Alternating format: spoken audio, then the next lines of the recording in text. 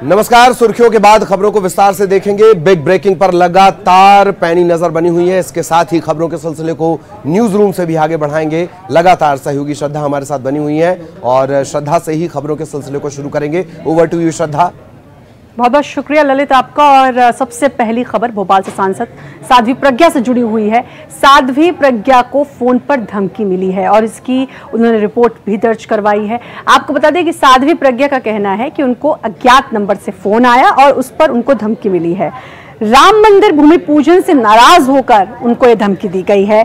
साध्वी प्रज्ञा ने भोपाल के कमला नगर थाने में इसे लेकर मामला दर्ज कराया है। धमकी देने वाले ने बीजेपी के कई नेताओं को लेकर गलत भाषा का इस्तेमाल भी किया है।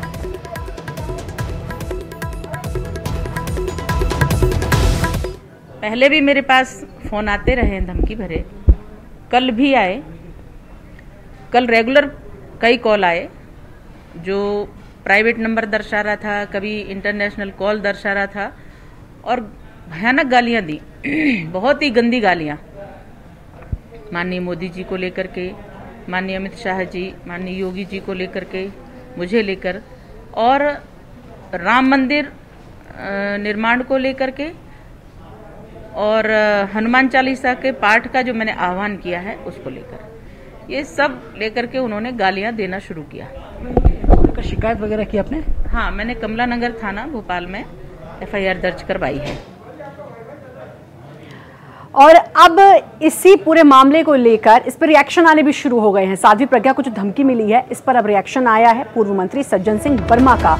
उनका कहना है कि साध्वी प्रज्ञा सिंह ठाकुर को न्योता नहीं मिला, इसी से साध्वी प्रज्ञा सिंह ठाकुर नाराज हैं और पार्टी में उपस्थित दिखाने के लिए, अपनी मौजूदगी दिखाने के लिए धमकी की झूठी शिकायत कर रही हैं। साध्वी प्रज्ञा सिंह ठाकुर को धमकी मिली, उन्होंने आज कमला नगर थाने में इसकी FIR दर्ज कराई है और अब इस पर प्रतिक्रियाएं आनी भी शुरू हो गई हैं। आपको बता दें कि पूर्व मंत्री सज्जन सिंह वर्मा ने इस पर अपनी प्रतिक्रिया दी है।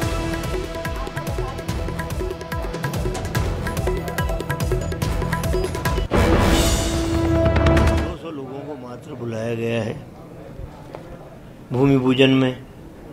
प्रज्ञा ठाकुर की कहीं उपस्थिति दर्ज नहीं हो रही है।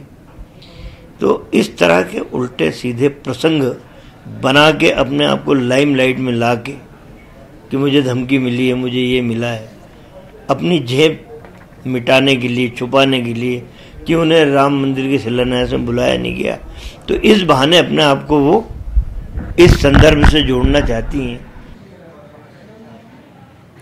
और वहीं राम मंदिर भूमि पूजन जो कि 5 अगस्त को होना है, इसे लेकर MP के 2 नेताओं को न्योता मिला है और उन 2 नेताओं का नाम है उमा भारती और जयभान सिंह पवैया। इनको न्योता मिला है। राम मंदिर भूमि पूजन में ये शामिल होंगे। राम मंदिर आंदोलन में ये दोनों ही बड़े नेता यानी कि उमा भारती और जयभान सिंह पवैया सक्रिय थे।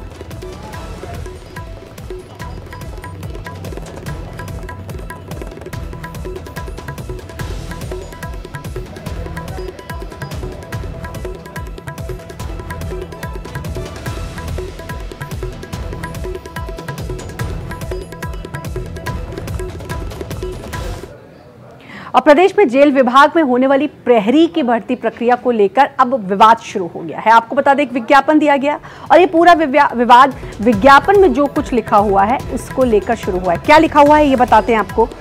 विज्ञापन में लिखा गया है कि परीक्षा देने वाला उम्मीदवार भारत का नागरिक होना चाहिए या सिक्किम की प्रजा होनी चाहिए।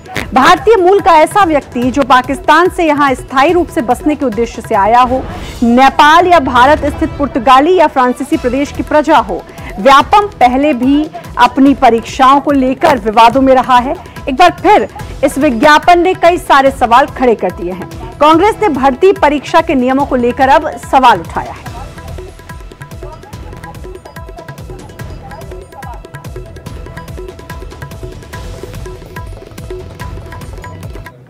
यह विज्ञापन शासन के, संविधान के प्रावधान, नियम, उपबंध, तमाम प्रकार के जो विज्ञापन पूर्ववत जैसे निकलते रहे उसी के तहत निकले हैं। ना नया कोई नियम बना है, ना नया कोई संविधान संशोधन हुआ है।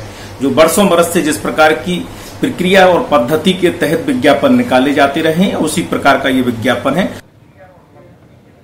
और कांग्रेस की सियासत वाली चिट्ठी पर अब गृहमंत्री नरोत्तम मिश्रा का बयान भी आया है। उन्होंने कहा कि कांग्रेस के पास अब कोई काम नहीं रह गया है। क्या सोच का स्तर है और लगातार एक ही झूठ को बोलने की कोशिश करना, जिसके बारे में तमाम न्यायिक रिपोर्टें आ चुकी हों, जांच रिपोर्ट आ चुकी हों, लेकिन उन्हें तो कैसे भी चर्चा में आना है। पता नहीं आप लोग क्यों स्थान देते हो।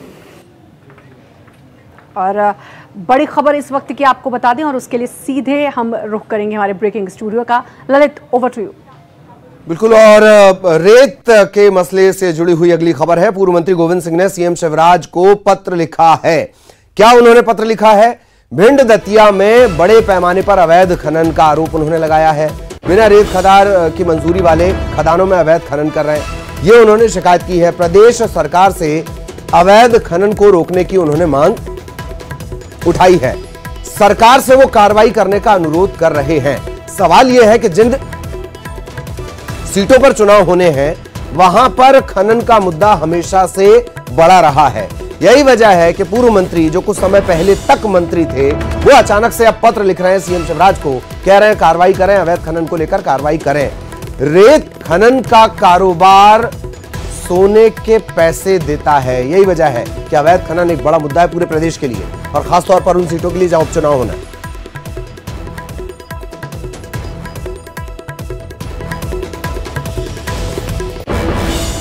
गोविंद सिंह पूर्व मंत्री, उन्होंने अब पत्र लिखा है सीएम शिवराज को कि भिंड और दतिया में बड़े पैमाने पर अवैध खनन चल रहा है। जिनकी रेत खदान मंजूर भी नहीं है वो भी अवैध खनन कर रहे हैं। प्रदेश सरकार तत्काल इस अवैध खनन को रोके, अनुरोध के अंदाज में मांग वो कर रहे हैं और इस मांग के पीछे जाहिरा तौर पर इस मुद्दे को गर्म रखने की सियासत नजर आती है।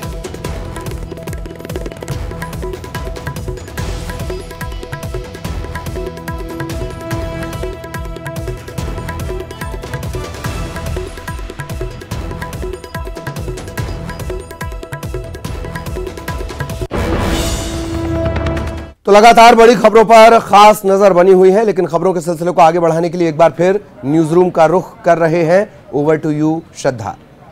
बिल्कुल ललित, और 2018 के विधानसभा चुनाव में जीतकर सबसे ज्यादा वोटों से जीतकर सबसे बड़ी पार्टी बनी कांग्रेस, अब उसमें लगातार विधायकों की संख्या कम होती जा रही है, जिसके कारण अब कांग्रेस सिमटती हुई दिखाई दे रही है। प्रदेश में सत्ता गंवाने के बाद उपचुनाव की तैयारी को लेकर पार्टी अध्यक्ष सोनिया गांधी के करीबी मुकुल वासनिक भी कोई कमाल नहीं दिखा पाए।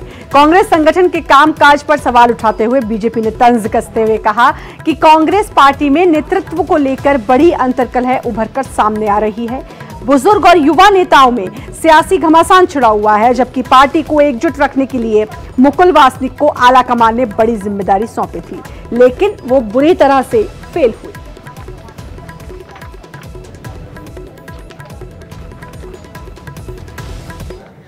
प्रदेश के प्रभारी जो उनके मुकुल वासनिक, जिसे उनके ही नेता सोनिया गांधी जी का तुरुपका इक्का कहते थे, उनके आने के बाद में न केवल कांग्रेस के विधायक कांग्रेस को छोड़ रहे हैं, बल्कि आपस में भी सिर फुटबॉल हो रही है, ग्रोहबंदी और गोलबंदी हो रही है। इसका मतलब साफ है कि कांग्रेस अब स्वाहा होने के तरफ बढ़ चली है। कांग्रेस एकजुट है सोनिया गांधी जी के नेतृत्व में। उनके प्रतिनिधि के रूप में मध्य प्रदेश में मुकुल वासनिक एक गहरे राजनीतिज्ञ हैं। जितना वो मध्य प्रदेश के लोगों को जानते हैं और कोई नेता शायद नहीं जानते होंगे। 2-3 विधायकों के चले जाने से हम अंतर्कलह माने, मैं समझता हूँ कि ये ठीक प्रश्न नहीं है। और बड़ी खबरों के लिए एक बार फिर से रुख करेंगे ब्रेकिंग स्टूडियो का। Lalit, over to you. Shraddha, France से राफेल विमान पहुंचे, राफेल विमानों की पहली खेप पहुंचे, लैंडिंग हो, दिग्विजय सिंह का बयान ना आए, अचरज होगा। अंबाला पहुंच चुकी है पहली खेप राफेल विमानों की, 5 विमान। इसके बाद प्रदेश के पूर्व सीएम दिग्विजय सिंह ने राफेल विमानों की खरीद पर कहा कि साल 2012 में ही तत्कालीन यूपीए सरकार ने 126 राफेल विमानों को खरीदने का सौदा किया था। बाद में मोदी सरकार ने सौदे की कीमतों में बदलाव किया, इससे विमान की कीमतें बढ़ गईं।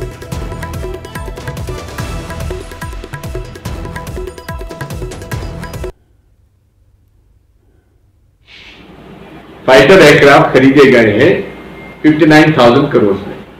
तो जो 746 करोड़ रुपए में एक हवाई जहाज खरीदा जाता, तो प्रति हवाई जहाज लगभग 1600 करोड़ में अब ये आएगा। अब ये कीमत इतनी कैसे बढ़ गई? इसका प्राइस नेगोशिएशन क्या भारत सरकार के अधिकारियों ने किया था? क्या वित्त मंत्रालय को इसके सलाह मशवरा किया गया था? ये सारे सवाल हैं जिसका जवाब ना तो मोदी जी देते हैं ना सरकार देती है।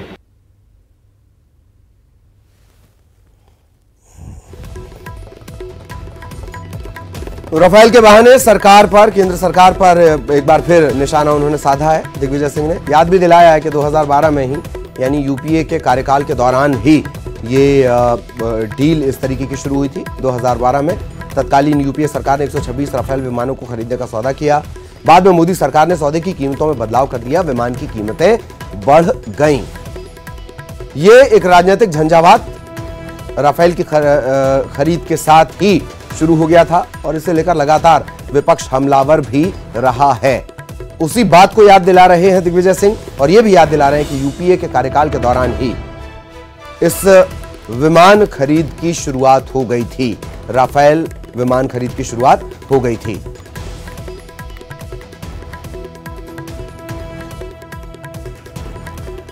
डॉक्टर हितेश वाजपेयी बीजेपी से इस वक्त हमारे साथ जुड़े हुए हैं, उनका एक रिएक्शन हम लेते हैं।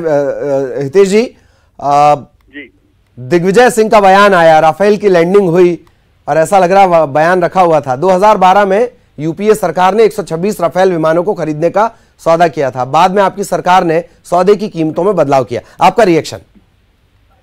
देखिए ललित जी, सबसे पहले तो देश को, सेनाओं को, सबको बहुत बहुत बधाई जी। राजनीति तो आते जाते होती रहती है, लेकिन आज 22 साल बाद हमारा जो वायुसेना का बेड़ा है जी, वो बहुत मजबूत हुआ है। एंड 22 साल वॉज प्रीटी लॉन्ग पीरियड। हम उसको यदि बिना पोलिटिसाइज किए भी समझे तो एक किसी भी सेना के आधुनिकीकरण के लिए मुझे लगता है एक लंबा कालखंड। रक्षा मंत्री ने तो एक युग के तौर पर इसे कहा है। जी बिल्कुल। और हम वैसे भी देखें तो एक बहुत लंबा काल होता है हमको तकनीकी रूप से यदि कदम ताल करना है तो सबसे पहले तो सेनाओं को बहुत बहुत बधाई। और साथ साथ 5 अगस्त को भगवान राम जी का जो मंदिर बनना भव्य, उसका भी शिलान्यास होने जा रहा है। जी जी। तो मुझे लगता है कि वो भी 500 साल से जो संघर्ष चल रहा था जी, जो लोगों ने किया। दिग्विजय सिंह साहब के बयान पर क्या कहेंगे? हाँ, ये दोनों बातों पर आप मान के चलिए कि देश जहां गौरव करेगा वहीं थोड़ा रोना तो आएगा इन लोगों को, क्योंकि इनकी स्थिति वैसे ही है कि सहा भी ना जाए और कहा भी ना जाए जी, क्योंकि ये लोग तो संभाल ही नहीं पाए उस चीज को। और रहा सवाल दिग्विजय सिंह के सवालों का, तो सुबह से वो पूछ रहे हैं साहब कितने का आया, कितने का आया, बताओ कितने का आया, जैसे उनको अपने बेटे के लिए खिलौना लेना जी। आप एक बार बता क्यों नहीं देते कि कितने का आया? जी, डॉक्टर वाजपेयी, मैं फिर आपके पास आऊंगा। सैयद जफर साहब इस वक्त हमारे साथ जुड़े हुए हैं। जफर साहब, आज ही राफेल की लैंडिंग हुई, आज ही दिग्विजय सिंह साहब ने याद दिला दिया कि 2012 में शुरुआत आप ही की यूपीए गवर्नमेंट ने की थी और सवाल भी उठा दिया कि विमानों की कीमत बढ़ाई गई। जफर साहब, देखिए इसमें 2-3 चीजें हैं। एक तो हम सबके लिए बहुत बहुत बधाई होगी, देश की सुरक्षा के लिए विश्व की सबसे बड़ी नई तकनीक की आज हमारे देश में आई। अब किसके द्वारा लाई गई, किसके द्वारा उपजाई गई थी, उसका विषय बाद में आता है। प्रथम तो ये हम सबके लिए गौरव का विषय है जी। दूसरी बात यह कि ये जो दिग्विजय सिंह जी ने कहा, ये तो 100% कहा है और ये सरकारें करती हैं। मैं ये आपसे कह रहा हूँ कि सरकारें करती हैं, सरकार का दायित्व है। कांग्रेस पार्टी की सरकार, यूपीए की सरकार थी, अगर उन्होंने राफेल को इसी सफलता, इसी श्रेय के साथ वो सवाल भी उठा रहे हैं दिग्विजय सिंह साहब। मैं आ रहा हूँ, तीसरे सवाल पे भी मैं आ रहा हूँ। मैं आपसे वही कह रहा हूँ कि ये तो बिल्कुल चाहता है कि कांग्रेस पार्टी की सरकार ने ये राफेल का सौदा किया था, 136 विमानों का सौदा किया था। यह अलग बात है कि भारतीय जनता पार्टी की सरकार 36 खरीदे, जो भी जरूरत रही होगी रक्षा के हिसाब से। तीसरा वो ये कह रहे हैं कि उसमें कीमतों की बातों को बढ़ाई गई। मुझे लगता है कि इस बात का हंगामा और इस बात की चर्चा तो पिछले लोकसभा के चुनाव समय भी बहुत हुई थी। और मैं इस बात को फिर दोहराना चाहता हूं कि अगर दिग्विजय सिंह जी के पास कोई तथ्य है तो उनको उजागर करना चाहिए और जिससे कि जनता के सामने सच्चाई आए। लेकिन आज का दिन हम सबके लिए महत्वपूर्ण है कि हमारे देश में सुरक्षा की। दिग्विजय सिंह साहब से बहुत सहमत नहीं नजर आ रहे हैं आप। तथ्य अगर उनके पास है, वो भी आपकी पार्टी में है। देखिए मैं आप अगर मेरे साथ आप लगातार डिबेट करते होते, टीवी मेरे साथ लगातार डिबेट करते हैं, मैं बड़ी साफ और सुथरी बात करता हूँ। मेरा कहने का मतलब चाहे कांग्रेस पार्टी के नेता हो चाहे बीजेपी के नेता हो, बात वही होना चाहिए इसमें तथ्य है। तथ्य होने के अलावा लठालठी करने की जरूरत नहीं है। अगर दिग्विजय सिंह जी के पास तथ्य है तो उन्हें बिल्कुल दिखाना चाहिए और भारतीय जनता पार्टी की जो नाकामी है। डॉक्टर वाजपेयी से रिएक्शन ले लेते हैं। Doctor Vajpayee please. देखिए ललित जी, आपने दूध का दूध पानी का पानी कर दिया और जाफर साहब ने भी, उन्होंने बोला जाफर साहब ने कि वो जो बात करते हैं जाफर साहब वो साफ सुथरी बात करते हैं, मैं उसको कांग्रेस मान लेता हूँ। और दिग्विजय सिंह हमेशा जो बात करते हैं गंदी बात करते हैं, सामान्य भाषा में बोले, तो इसलिए उनको छोड़ दो। उनके पास कुछ होगा तो जाएंगे, नहीं तो वो हमेशा राजनीति करते हैं। और अधिकांश लोग अभी राहुल गांधी जी के ट्विटर की ओर देख रहे हैं कि वो भाई किस तरफ करवट लेंगे, उस हिसाब से अपने बयानों को रखेंगे। अभी तो रफेल जो है वो भारत भूमि पर उतरा है और कांग्रेस की छाती पर सांप लोटे हैं, इसमें कोई दो मत नहीं। जी, क्या कांग्रेस की छाती पर सांप लोट रहे हैं सैयद जफर साहब? ये तो वो वाली बात हुई कि जिसका बच्चा है वो बड़ा हो गया तो उसको कहने लगे कि ये उसने उस बच्चे को सड़क पे। जी तो लेकिन डॉक्टर वाजपेयी कितने अचरज की बात है, जाफर साहब आपका रिएक्शन लूंगा मैं। डॉक्टर वाजपेयी कितने अचरज की बात है कि ज्यादातर चीजों के लिए जब नेहरू की निंदा की जाए, 53 में रिश्तों की शुरुआत ही दसॉल्ट से उनकी डील के साथ हुई थी। देखिए भारत भूमि जो है वो बहुत पुरानी है और जब उनने शुरुआत करी थी तो उनके बच्चों ने कमीशन ढूंढना उसमें शुरू कर दिया, कितने में आएगा, हमें कितना मिलेगा, और ये आप सोचिए ना उसमें उलझ कर रह गए जी। और वही बिल्कुल जाफर साहब ने बोला ठीक है बच्चा आपका रहा होगा लेकिन बच्चे को तो सड़क पे आपने छोड़ दिया। तो जिस टीचर ने पाला पोसा और आज उसको डिस्टिंक्शन से पास किया और गर्व के साथ हमारे पास ये बेड़ा पूरा आ रहा है, तो भाई कहीं ना कहीं तो आपको मोदी जी को मानना पड़ेगा, साहब चाहो या ना चाहो। और यही कारण है कि आज राहुल गांधी मौन है, मैं तो स्वीकार कर रहा हूँ। और भाई ये राहुल गांधी मौन क्यों है जाफर साहब, जबकि राफेल को लेकर एक लंबी राजनीतिक रस्साकशी में वो लगातार रहे, लोकसभा के कैंपेनिंग में भी उन्होंने मुद्दा उठाया। प्लीज मैं यही कह रहा हूँ कि कांग्रेस पार्टी की या बीजेपी की किसी भी सरकार की कोई योजना रहती है और वो अगर बहुत अच्छी योजना है तो उसको आगे बढ़ाया जाता है। मुझे बताइए यही नरेंद्र मोदी जी हैं जिन्होंने मनरेगा को लेकर भाषण दिया था कि ये गलत योजना है। आज उसी मनरेगा जो है वो हिंदुस्तान की आज जीवन रेखा मानी जा रही है। तो मुझे एक चीज हम सबको समझना पड़ेगा कि जब कोई अच्छी चीज होती है, जो कुछ अच्छी चीज होती है तो उसका श्रेय जो है जिसने शुरुआत किया जाता है। जाफर साहब मेरा बस ये निवेदन है बहुत शॉर्ट में प्लीज वाजपेयी साहब। हाँ आप अच्छी चीज को छूते हो और छोड़ देते हो, आप वोट बैंक से डर जाते हो। जैसे भगवान राम को आपने छोड़ दिया, अब मंदिर बनेगा तो सब दौड़ दौड़ के आगे आएंगे, लेकिन आप देखिए सब छोड़ दिया ना, तो थोड़ा सा करेज दिखाओ। चलिए ठीक है, आप भूमि पूजन तक तो ले गए, मैं रोक रहा हूँ डॉक्टर वाजपेयी प्लीज, वक्त बहुत कम है। जाफर साहब, डॉक्टर वाजपेयी ठीक, चलिए गौरव का पल है, राफेल आ गया, राजनीति इस पर आगे भी चर्चाएं तो खैर चलती रहेंगी, सवाल उठते रहेंगे। बहुत बहुत शुक्रिया आप दोनों का हमारे साथ जुड़ने के लिए। तो राफेल विमान आ गया है। आम भारतीय के लिए सबसे बड़ी बात यह है कि एक तरह से ड्रीम जैसी स्थिति हो गई थी और अब ड्रीम कम ट्रू, उस सपने के सच होने जैसा। यही वजह है कि इसे सेना के लिहाज से एक नया युग बताया जा रहा है। लगातार आपने खासियत भी देखी है और जिस तरीके से तनाव चल रहा है, उसके बाद इस सपने का सच होना बहुत सारे पड़ोसियों का मुंह बंद कर देगा। एक ब्रेक के लिए रुक रहे हैं। लगातार मध्य प्रदेश की खास अहम खबरों से हम आपको रूबरू करवा रहे हैं। सीधे अब न्यूज रूम आपको लिए चलेंगे, खबरों के सिलसिले को आगे बढ़ाएंगे श्रद्धा, ओवर टू यू।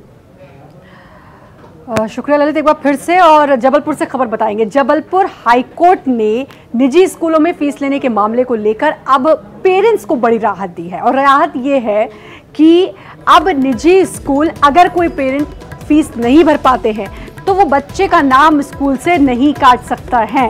ये एक बड़ी राहत पेरेंट्स को मिली है। कोर्ट ने कहा कि मामले की अगली सुनवाई 10 अगस्त को होगी और तब तक निजी स्कूल फीस नहीं भरने पर किसी भी बच्चे का नाम स्कूल से नहीं काटेंगे।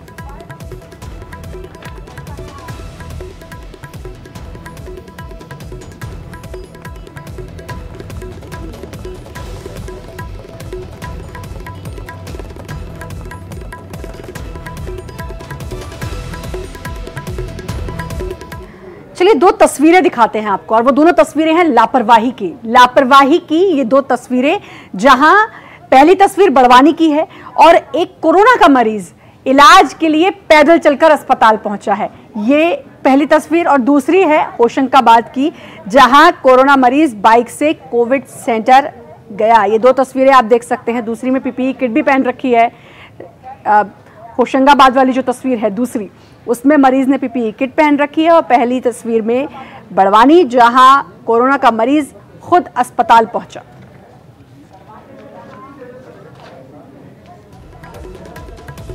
तो दो तस्वीरें आप देख सकते हैं अपने स्क्रीन पर, पहली बड़वानी की, दूसरी होशंगाबाद की, और दोनों ही कोरोना पेशेंट्स की तस्वीरें हैं, जहां पर पेशेंट्स खुद चलकर अस्पताल जा रहे हैं। जबकि होता यह है कि अगर कोई कोरोना पॉजिटिव पाया जाता है तो एम्बुलेंस बाकायदा भेजी जाती है और फिर वो पेशेंट एम्बुलेंस में बैठकर आता है, लेकिन यहाँ ऐसा नहीं दिखाई दे रहा।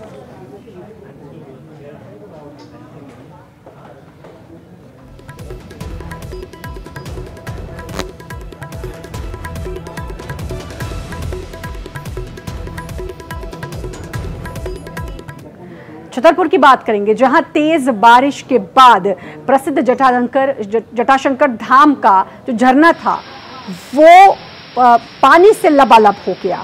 झरने का पानी मंदिर की सीढ़ियों से होकर मंदिर के गर्भगृह तक पहुंच के रहा है। जटाशंकर धाम की सुंदरता को देखने के लिए बड़ी संख्या में लोग पहुंच रहे हैं और पवित्र कुंड में स्नान कर भगवान से मनोकामना मांग रहे हैं।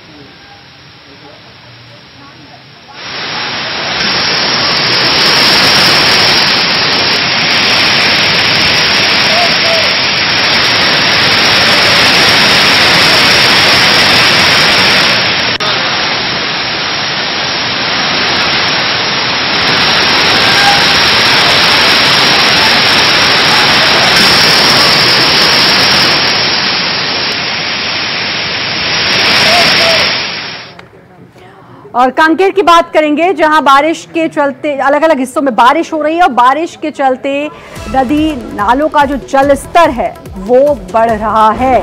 कोयली बेड़ा और मेंढकी नदी में जल स्तर बढ़ गया है। 20 से ज्यादा गांव का जिला मुख्यालय से संपर्क टूटा, लेकिन लोग अपनी जान को जोखिम में डालकर इसको पार कर रहे हैं। तस्वीरें आप देख सकते हैं और नदी नाले उफान पर हैं। पीछे आप ये भी तस्वीर देख सकते हैं, लेकिन लोग अब अपनी जान को हथेली पर रखकर इसको पार कर रहे हैं।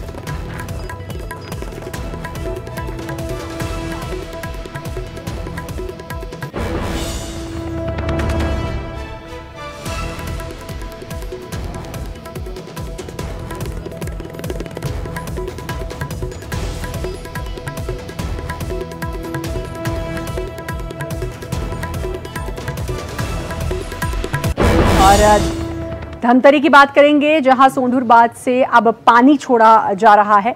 सभी 5 गेट खोल दिए गए हैं। 2400 क्यूसेक पानी बांध से छोड़ा जा रहा है। आपको बता दें कि नहर में ये पानी छोड़ा जा रहा है, सोंढूर नदी और नहर में ये पानी छोड़ा जा रहा है। 7 टीएमसी क्षमता का बांध 90% भरा। फिलहाल बांध में 3800 क्यूसेक पानी है, जिसमें से 2400 क्यूसेक पानी छोड़ा जा रहा है।